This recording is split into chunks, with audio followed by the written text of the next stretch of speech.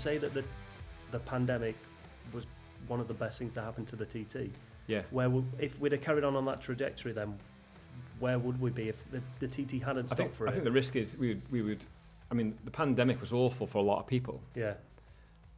But it was great for the TT, I believe. And without it, it was a complete gift. You know, professionally, it's a once in a career gift, probably. You know, to get out of the cycle and just to have a proper forensic look and say, right, we might not have this all right, guys. You know, and speak to people and do a lot of research and customer research and also at a point in time where probably the world is changing faster than ever. You know, like perceptions, like views around risk, and just, you know, it's a crazy time, and I don't necessarily like the way the world's changing, but ignore it at your peril. You know, if you want to survive and be successful, you've got to adapt. And I think without it, I guess we might have ended up on a journey that wasn't sustainable. Back towards 2005. Who knows? But the reality could be that we'd end up in a situation in a few years where the costs of it versus the income made it unviable. And we can see this, not quite close to home in motorcycle racing at the moment. Yeah. You know? So it has been a period since of crazy change. Appreciate that, and we also very much appreciate that not everybody likes that. You know, and humans, we don't like change. We're hardwired to not like change, and we have a very traditional sport. We live in a very traditional little jurisdiction, so it's a bit of a perfect storm really on that point. But I think, you know, the numbers, you know, you got to be able to measure what you're doing, and if you're getting the outcomes that you need to get, and the numbers, whether that's for us visitors, whether that's audience, whether that's income, if those things are delivering, then the plan is right. Just touching on what you said about people being upset about change, and I think the rare thing that here is that no matter how big the pits gets, how flash the start line gets and everything, if you still want to get your lunchbox and your sandwiches and sit at the side of the road, that is the same as it was 100 years. You know, the bikes are different, the tarmac might be slightly smoother, but you've still got that, and that will never change. You know, that's a thing that's in the TT strategy. When you talk about we talk about wanting the TT to be the most accessible motorsport property in the world, and that's something that comes from our history, but also something that makes us unique and something that is achievable. So we can't be the most technically advanced motorsport in the world. We can't be the richest or have the biggest audience or any of those things. You know, your Formula One, MotoGP, you know, that's unrealistic.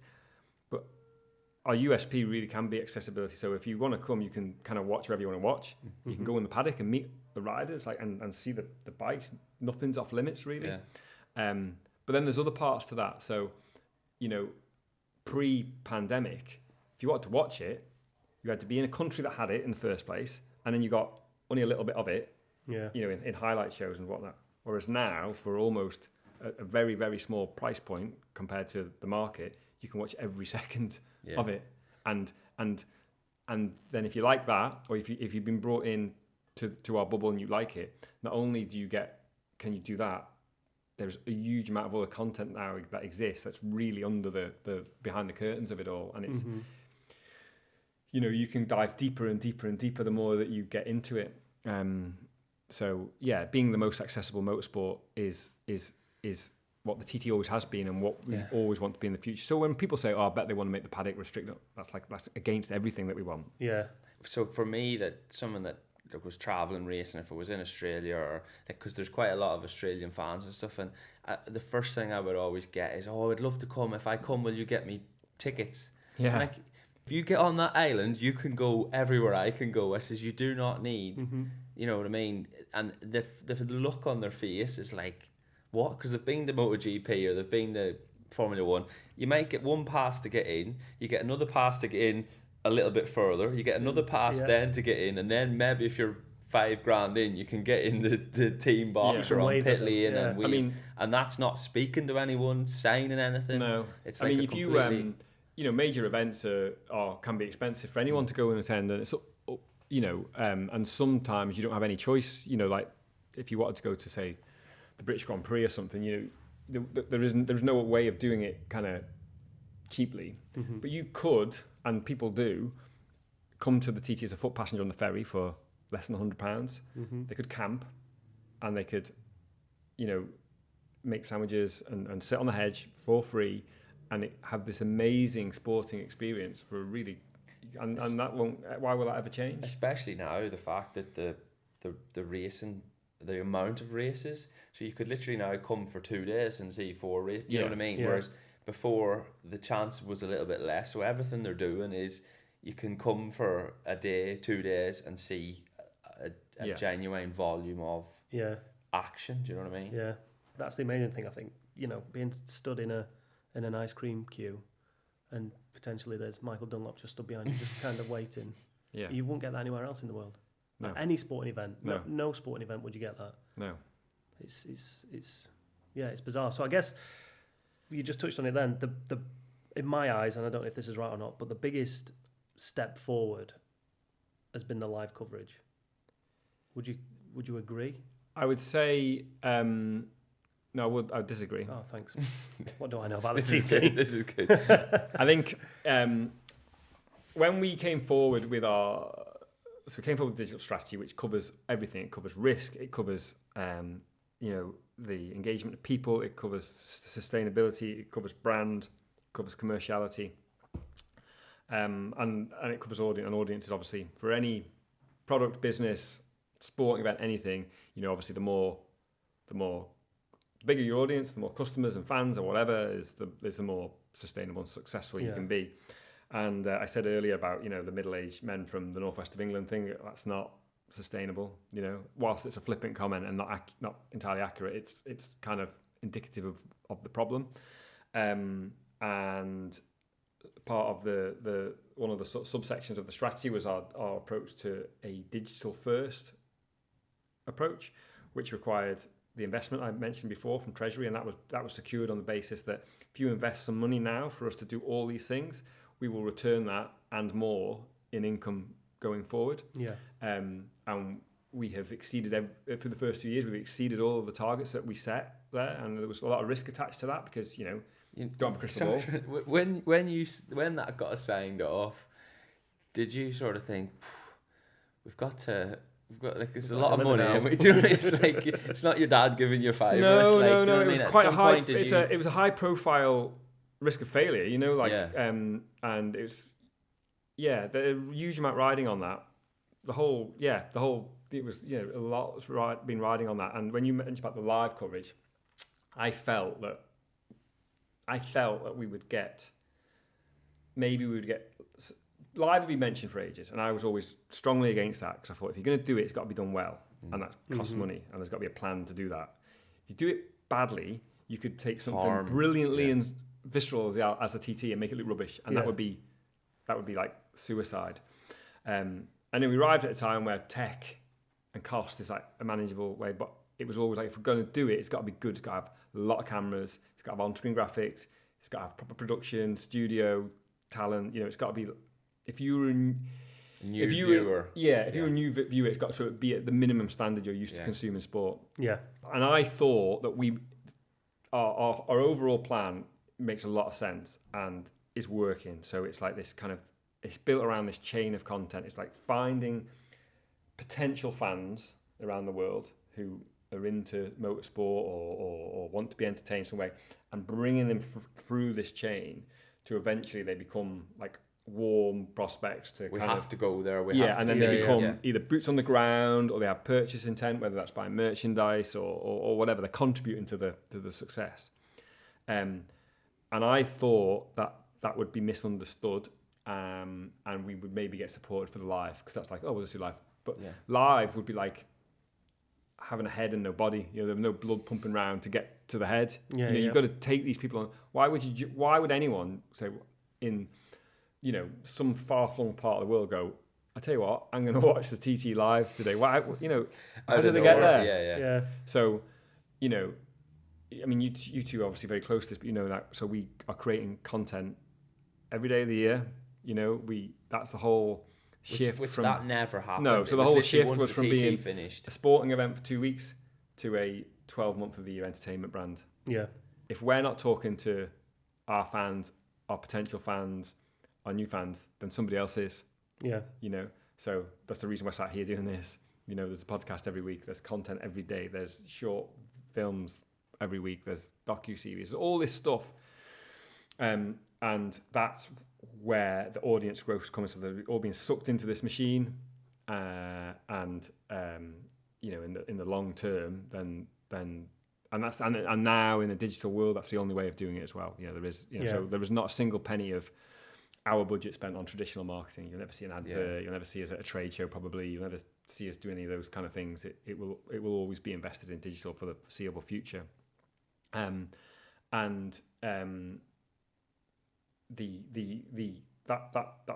like I said, just so that the answer to your question, just doing live it is a big deal, and it shouldn't be underestimated how complex it is. You know, but it's kind of that is the cherry on the top of the kind of content cake, really. And also, in terms of the business model of it all, it's usually important, you know, content going forward, whether that be TT Live Pass, broadcast sales, licensed footage, YouTube, all those things together is undoubtedly our biggest income stream now. Fundamental. I guess I said it was, or at least I thought it would have been the biggest, because we've gone from listening to it on Manx Radio. That was the only way you could consume it live, in the moment. Yeah. And now we can pay for a pass and we can watch it happen in real time. Yeah. Which was... Yeah, it's funny. Like, obviously, I didn't want to be sat at home this year, by no means. But I was like, as someone that is normally always there, I thought it was amazing. Do you know what I mean? So I'm not saying that makes me any different to someone that has never been there, but I think, like, I knew what should be happening and everything, and I could see everything. You know, you can feel the tent. You know what I mean? All the things. So. Yeah, it is amazing to be fit to do that and I was sitting on my phone. Do you know what I mean? And that's... and the TT's got this great opportunity. So we've arrived at this point in life, in all of our lives, where everyone's got high-speed internet and everybody's normalised watching video on their devices. Yeah, and not much looks better than TT on video. You know, in terms of spectacle, scenery, the people, all those things. So we've looked out. You know, like, there are far more sophisticated sports than ours with bigger budgets, but they might not get as much traction as us in this world because they're just not as cool or as exciting as ours. You know, like look at like, I don't use TikTok, right? Yeah, you do. No, I don't. But I get it, and you know, we're flying there because TikTok loves TT. It's made for it. But this, I've said to you, like, I don't understand how. There's sports that are boring, do you know what I mean? And they're very successful. Yeah. It's like, this is cool as it. Like, it is, no matter whether you're into bikes or anything, if you see a video of something you think, you go, holy shit. Yeah. Do you know what I mean? So if you can't make holy shit be a big thing, do you know what I mean? It's like... You've got it on a plate. Yeah. And it's great that, you know, this work and this success is being generated by these guys in our team, nearly 2/3 of which is female, who don't know one end of the motorbike or didn't for sure. They're pretty expert now, and they're brilliant. You know, they're absolutely brilliant, and then the whole team is just absolutely brilliant. You know, I'm very, very lucky that all the people I work with are brilliant, like brilliant at their jobs, passionate, good fun, collectively together. But I kind of like. I like the fact that they're not all dyed in the war. They're not like me, you know. They didn't grow up on Silver Street. No, but they're not. Yeah, but you say you're lucky, but you're not. And the way I look at it from the outside is, for you to have that perspective of, right, we need someone that's into. You don't care if they're good at their job. Yeah. That's their job, and that's a rare thing in because like a lot of other motorcycling events, you've got this one old diehard fan or whatever. Not saying that, but like, and then they suffer to either give it to someone and go, oh, well, do you know who that bike racer is? That doesn't matter if you can do that job. So it's not lucky. It's Paul's outlook on getting the right realizing that. I do some other things in my life in terms of events and whatnot, and I always feel like, you know, it's quite risky having people who are really in sport or probably in other entertainment, if it's music, having people who are really into it. They've got huge blind spot or blind spots, and also they can easily take their eye off the ball. Like, a lot of people come to work on the TT or work around the TT, not in our team but in other places. And I always say, if you want to enjoy this event, don't work on it. You know, you're not. It's not. It's, you know, if you want to enjoy it, go and sit on the hedge, because you're gonna have to. You know, you're gonna miss it all now. You're like, I've not watched the TT since 2004. You know, and I love watching the TT, but I've not sat on the hedge, and I miss all that, obviously. But so having people who can fully commit is really important, and to have a load of bike fans would be. Plus, it's having because then there's an emotion in the decision and not just a decision. It's not literally that man and that man are going to do an interview. It's not like, oh well, I like him because he's won. Yeah, exactly. Do you know what I mean? I fell out. Fell out with everybody probably that I have to deal with in my race in the racing world, and as starting as a fan and stuff, that's a big deal. But you said before, like you said, cycling's your first love. It's not my first love. This is my first love, but I'm not paid. For me to do my hobby, so I have to make my decisions that are lined up to what we're trying to achieve, and what I think about them. My views as a fan have to be put to one side, because that's not what I'm going to pay to do. If you suddenly become a director in cycling, you'd come back to watch the TT and you'd be a TT fan. Exactly. So it is absolutely my first love. I'm very proud to be part of it. And nothing will ever change me loving it, I'm sure. But to be successful and to grow, it's got things have to change all the time. Yeah, made a lot of change. The only thing I'll guarantee is that we'll make more changes. I don't know what they are. Brilliant. We'll have to, won't we? Yeah. Well, yeah. So we'll go back to like talking about TikTok and how easy it is to make something like this beautiful. But the one of the beauties of it is the danger of it, and you can't really sweep that under the carpet. When we come back from the pandemic and we have a year like we had in 2022, when the TT's over at that point and you look back on that TT, like how do you feel personally and professionally about it? Terrible. Yeah. I mean, so that's the thing that I could never normalize or become, and I've grown up with this sport as well, so I am very, very used to all of that.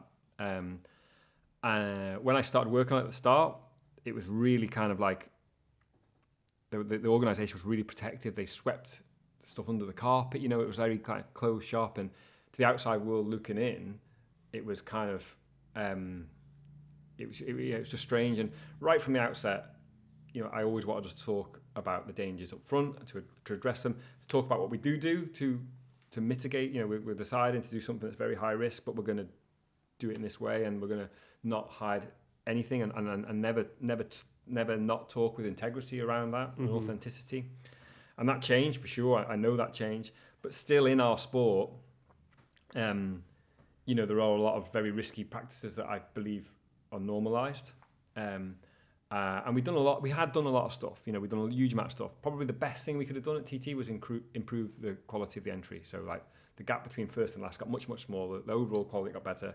And the statistics that demonstrate that the serious incident record improved enormously. Yeah. It's still nowhere near enough. I mean, we've got to strive, and never stop to try and improve that. And that requires funding. Yeah. So again, it comes back to the other parts of what we do in terms of raising income. Like, it's always going to require money. It also requires kind of like mindset and cultural change in some respects. And the pandemic was another good opportunity to do this. And we've arrived at this point where, we accept there are all of these inherent risks associated in what we're doing. It's a high risk activity. But that's part of its DNA. It's part of what makes it happen. But there are a huge amount of risks that are avoidable that could be managed out of the event. And that is where our focus is. And we made a huge amount of change in that area going into 2022. So to have the outcome that we got there, it really flattened me, if I'm honest. Also, after a period of time, gave me and all of my colleagues the motivation that we just got to go. There's a mandate here to go more further and further and further. And I know some of the decisions might not be popular, but you've got to make them, guys. If we want to be doing this into the future, and I think, the big shift there has been we've reformed the race organisation of TT, which nobody will know about. It's under the surface, but we've made the race organisation better, stronger. We've invested in it. There's more people working professionally. They've got access to more resource.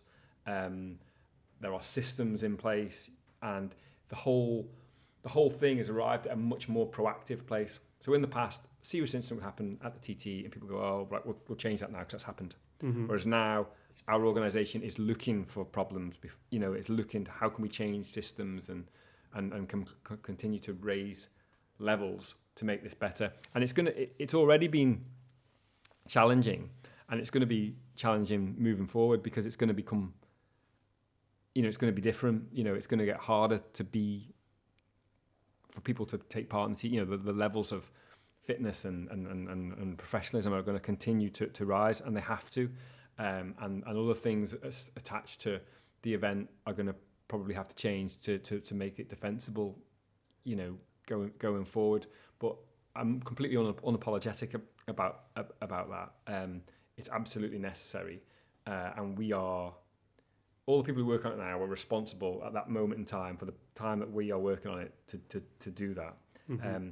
And whilst we need to be able to be defensible in the court of public opinion, we need to be defensible in a coroner's court, we need to be defensible like in the industry, and that's why.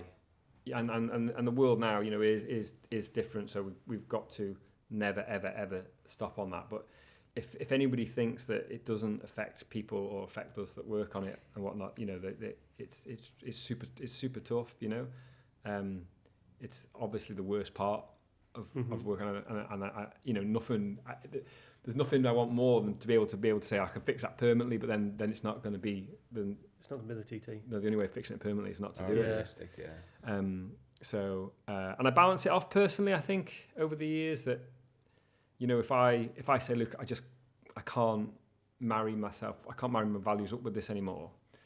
And I've been in that place a number of times. This is maybe I don't want to be part of this. But if I don't, it still happen.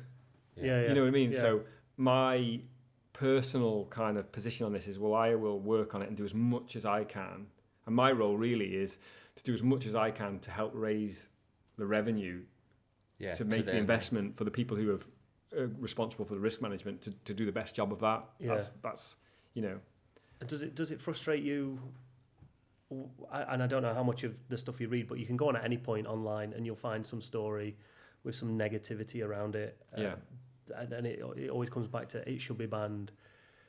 Like, do you get frustrated with them people and kind of want to scream and shout with the amount of work, like you've just explained, because I think people are only going to feel like you're making a difference if there's additional rec to sell. If they saw this track with rec to sell all the way around, they'd go, they've done enough. I don't. But there's so much going on behind the scenes. I don't get like frustrated. I get it. I get it. I do understand that if you're from not inside this world, that this is normalised insanity. And what I get frustrated about more is the people who are in our world who don't appreciate that we've got to be better. Yeah.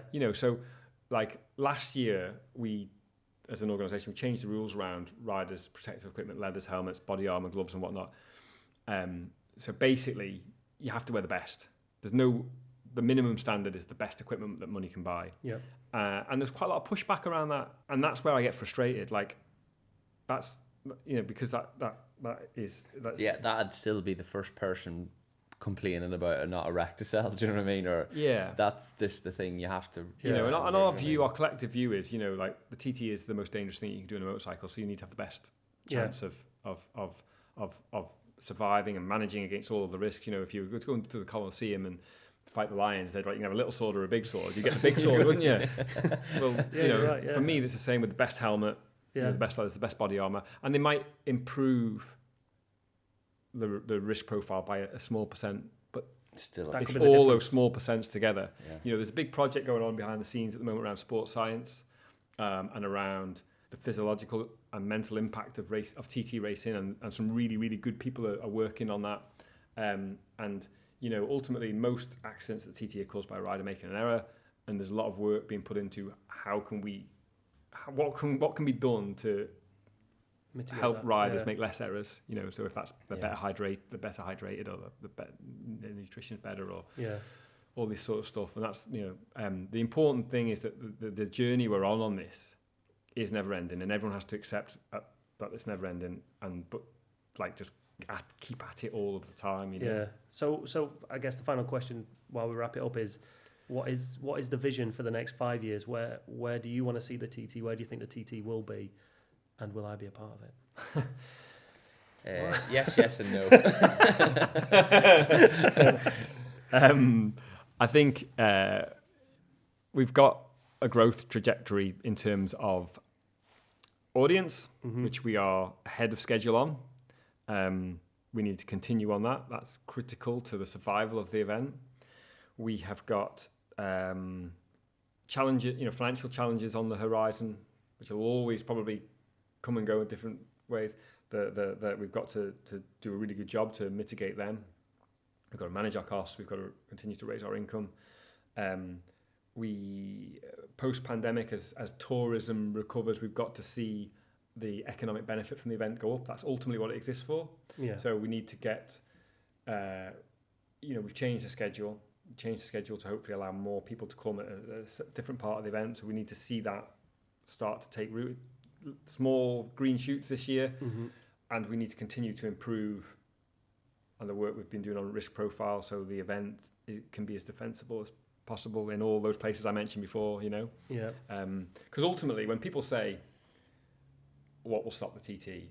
For me, the court of public opinion is the one, like, you know, that will be the immovable thing. If the general consensus is that this is bad and shouldn't be happening, either here or further afield, then that would be the thing that would potentially stop it. So that's where our focus is. But it's like, I am really, and I'm not just saying this because it's me sat here, but I'm genuinely optimistic about where we are, and I want to continue to try and explain to people how ambitious we are, and hopefully what this will look like. You know, hopefully in 5 years' time, the TT will be bigger than any of us could have ever imagined, but still with all the kind of roots and heart that it already started off. You know, the DNA not changed. You know, still with the accessible paddock and being able to watch, and but also more and more benefits. You know, more entertainment, more great things to do. You know, and generally more popular. And you have this thing, don't you, like the real fans and the new fans and stuff, but I don't get it. I want everyone to love it like I love it. Yeah. You know? Yeah. Why should it only be for this amount of people? I think that's what I love about this job that I do, because I come in for 2 weeks, I'll do some work up there, and I'll get to see the effort that goes into it and what's happening behind the scenes, and to see where you guys want to take it and what you want to do with it. Is like, I just hope it all those stepping stones are reached and we get to where you want it to be, because I think it deserves it. It certainly deserves it. Yeah, even in the short period that I've been here, the change in my spell has been massive, you know, from that period of time. So, and even people probably that watched this probably thought, all right, it's gone as live TV now. That's all they wanted to do. That's it, you know. So even for people to know now, no, that's not it. This is only like a stepping stone. Yeah. And live, you know, like live got to keep getting better. You know, it can't be it now. It's got to get better. You know, we've got to get better on-screen graphics. We've got to get more cameras. We've got to somehow get to live onboards and all of that kind of stuff. It's all. You even see that with like I didn't watch Formula 1 for a few months, and then you go back, and now you've got like a fan zone pick thing. Yeah. Where, you know, like it's all about interaction. Or you can pick your driver of the day. You can pick all these things, and that'll obviously be where it wants to go. We didn't even touch on the documentary or anything like that.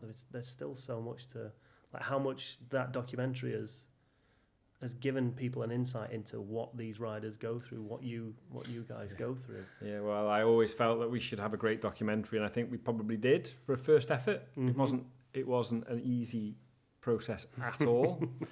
I'm optimistic that Series 2 will be easier. I've already seen some bits of it. It looks fantastic.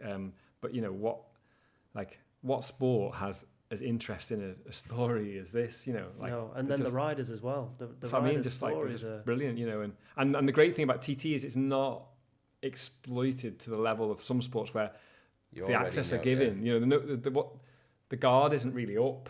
You And you don't need to create these narratives. Nothing was manipulated in that series. With all due respect to Drive to Survive, it's a wonderful series, but you can see where the manipulation is to try and cause that drama or cause something. And the more you watch it, the more you get focused on the manipulation of the story. Yeah. Whereas No Room for Error was... You just let the camera roll, don't you? This is us. This is what we are. Yeah. Yeah. Well, I'm sure you've got more pressing issues than sitting here and chatting to us. And we didn't even talk about cycling once. No. Well done. Congrats, boys. Paul, pleasure. Thank you very much. Thanks, mate. Thank you.